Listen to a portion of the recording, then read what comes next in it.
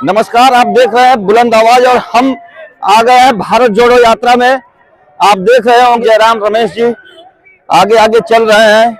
यह यात्रा उत्तर प्रदेश के शामली जिले को क्रॉस करते हुए हरियाणा बॉर्डर पे पहुंचने को है। यहाँ सनौली बॉर्डर पर यहाँ सनौली खुर्द पहुंचकर यात्रा विश्राम करेगी।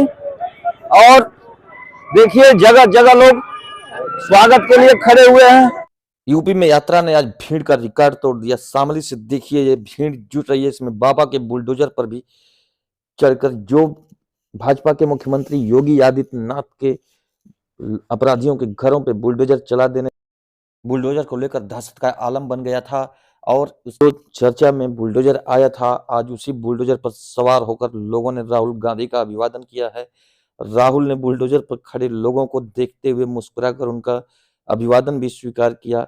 हाथ हिलाकर उन्होंने उन युवाओं को धन्यवाद ज्ञापित करने के मुद्रा में सिर हिलाया। ये देखिए जन सैलाब यात्रा में आपको दिख रहा होगा, यह उत्तर प्रदेश का सैलाब है।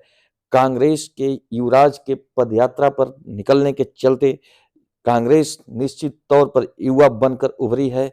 जिस कांग्रेस ने आजादी के 75.5 साल में सबसे अधिक दिनों तक देश में राज किया, आज कांग्रेस 2014 से लेकर अब तक 9 साल से सत्ता से बाहर है। यह सत्ता से बाहर होना, उसका सबसे लंबे समय तक सत्ता से दूर रहना है। कांग्रेस पर नेहरू परिवार पर ही लंबे समय से काबिज बने रहने का सवाल उठा तो इस दल ने बीते दिनों लोकतांत्रिक तरीके से चुनाव कराकर मल्लिकार्जुन खड़गे को राष्ट्रीय अध्यक्ष भी बना दिया है। कांग्रेस के युवराज राहुल गांधी 111 दिनों से निरंतर पदयात्रा पे चल रहे हैं। कन्याकुमारी से लेकर कश्मीर तक जाने वाली भारत जोड़ो यात्रा का यूपी में आज तीसरा दिन रहा। 5 जनवरी 2023 को भारत जोड़ो यात्रा शामली जिले के एलाम गांव से शुरू हुई। सुबह 6 बजे शुरू हुई यह यात्रा कोहरे और कड़ाके की ठंड के बीच भी गर्मी पैदा करती हुई आगे बढ़ती रही। लोक कार्यकर्ताओं में उत्साह देखने को मिल रहा। सुबह शुरू हुई इस यात्रा में सबसे आगे आगे जयराम रमेश जी, कांग्रेस के दिग्गज नेता दिग्विजय सिंह, सलमान खुर्शीद चल रहे थे। इन बड़े नेताओं से के साथ लोगों को सेल्फी लेने के लिए बड़ी उत्सुकता नजर आई। नेता भी किसी को निराश नहीं कर रहे थे। 10 बजे यात्रा ऊंचा शामली जिले के ही ऊंचा गांव में पहुंचकर विराम लगा।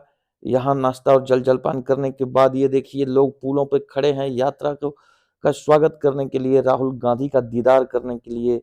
उस राहुल गांधी का जो एक भारत जोड़ो नफरत छोड़ो का नारा देकर कन्याकुमारी से लेकर कश्मीर तक की यात्रा पर निकल चुके हैं।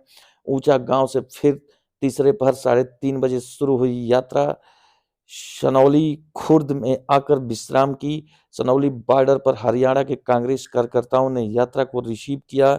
पदयात्रा सनौली खुर्द में विश्राम के बाद कल पानीपत से आगे तक जाएगी। इस दौरान पानीपत के हुड्डा ग्राउंड पर राहुल गांधी एक विशाल जनसभा को संबोधित करेंगे। हरियाणा कांग्रेस के कार्यकर्ता जनसभा को सफल बनाने में पूरी तन्मयता से लगे हुए हैं। राहुल गांधी की यात्रा में देखिए ये जन सैलाब बता रहा है कि उनके प्रति लोगों का आकर्षण कितना बढ़ा है। कांग्रेस पार्टी की तरफ लोगों का रुझान बढ़ा है। कांग्रेस पार्टी के कार्यकर्ता और नेता इस यात्रा से भारतीय जनता पार्टी और प्रधानमंत्री नरेंद्र मोदी के ग्राफ गिरने की बात कर रहे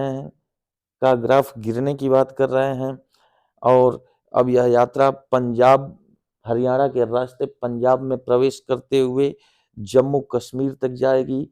इस यात्रा में सबसे बड़ी बात यह देखने को मिल रही है कि कांग्रेस की सरकार के समय मंत्री से लेकर मुख्यमंत्री तक बने नेता राहुल गांधी के पैदल चल देने के बाद पैदल चल रहे हैं। इसमें महिलाएं भी पीछे नहीं हैं। कांग्रेस की प्रवक्ता सुप्रिया श्रीनेत जी समेत तमाम महिलाएं यात्रा के प्रथम दिन से ही भारत जोड़ो यात्री बनकर के चल रही हैं। महिलाएं यह साबित कर रही हैं कि वह पुरुषों के मुकाबले कम नहीं हैं। वह राहुल गांधी के साथ कंधे से कंधे मिलाकर निरंतर पैदल चल रही हैं और जगह जगह मीडिया कर्मियों को अपना बयान भी दे रहे हैं। इस कांग्रेस की यात्रा का उद्देश्य भी बता रही हैं। इसी बीच यह यात्रा 2024 चुनाव के मद्देनजर कांग्रेस पार्टी को मजबूती दिलाने की मानी जा रही है। यह अलग बात है कि कांग्रेस के नेता राहुल गांधी से लेकर सभी नेतागण इस यात्रा का उद्देश्य गैर राजनीतिक बता रहे हैं, लेकिन राजनीतिक पार्टी होने के चलते यह इनकार नहीं किया जा सकता कि इस यात्रा का लाभ भी 2024 के चुनाव में राजनीतिक मिले। कांग्रेस का यही उद्देश्य होगा, यही थीम होगी। फिलहाल कांग्रेस जिस हालत में पहुंचती चली जा रही थी, भारतीय जनता पार्टी जिस प्रकार से कांग्रेस मुक्त भारत की बात करने लगी थी, इस यात्रा को मिल रहे अपार जन समर्थन को देखकर ऐसा कहीं से नहीं लग रहा है कि कांग्रेस मरी हुई पार्टी है या कांग्रेस में ऊर्जा नहीं है। कांग्रेस कार्यकर्ताओं में ऊर्जा का संचार यह यात्रा निरंतर कर रही है और इस यात्रा का जगह जगह स्वागत, यहाँ तक कि सेल्फी लेने की होड़ मची हुई है। और आपको बता दें कि जब यह यात्रा हरियाणा बॉर्डर पर यूपी बॉर्डर को क्रॉस कर रही थी, उस दौरान हरियाणा की महिलाएं, जिसमें मुस्लिम महिलाएं, हिंदू महिलाएं, तमाम महिलाएं थी, सड़क के किनारे ओवरब्रिज पे खड़े होकर राहुल गांधी की एक झलक पाने को घंटों से इंतजार कर रही थी। और राहुल गांधी हाथ हिलाकर सबका अभिवादन करते हुए आगे बढ़ रहे थे। और इस यात्रा के बारे में आपको और बता दें कि कांग्रेस पार्टी का जनाधार बढ़ता दिख रहा है। इसके साथ ही साथ इस यात्रा को जैसे जैसे आगे बढ़ती जा रही है, कांग्रेस कार्यकर्ताओं का मनोबल बढ़ता जा रहा है। एक और बड़ी बात यह है कि हड्डी कपाऊ ठंड के बीच यात्रा और यात्रा में शामिल यात्रियों, कांग्रेस कार्यकर्ताओं, कांग्रेस नेताओं को कहीं से भी ठंड का असर नहीं पड़ रहा है, बल्कि यह यात्रा उन्हें गर्मी ही पैदा कर रही है। और इस यात्रा के चलते राजनीतिक माहौल भी देश का गर्म होने को है, इसका अंदाजा भी होने लगा है। और देखने वाली बात यह होगी कि यह यात्रा राहुल गांधी को कितनी मजबूती और कांग्रेस को कितना मजबूत कर पाती है। नमस्कार।